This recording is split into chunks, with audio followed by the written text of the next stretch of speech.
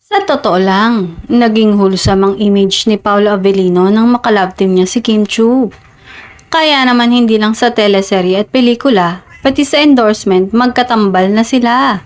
Kung noon nga ay parang bad boy image si Paolo, na iba na daw kay Kim ang aktor. Package deal na raw ba sila? Pagdating sa mga project at endorsement, kumbaga, kung nasan si Kim ay nandun si Paolo at ganon din sa aktor. Bumigay na talaga ng todo at isinasantabi na muna nito ang pagiging di umano'y nonchalant dahil sa ka-love team na si Kim. Sabi ng mga supporters ng dalawa, hindi raw ganito ang aktor. At natatanging si Kim lang ang nakahila sa kapareha para sa ganitong eksena.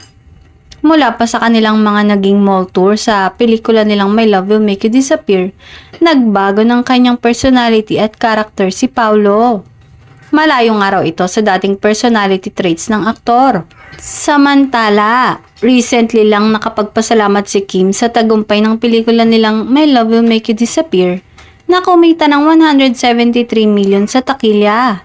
Ito kasi ang highest grossing Filipino film of 2025 as of to date.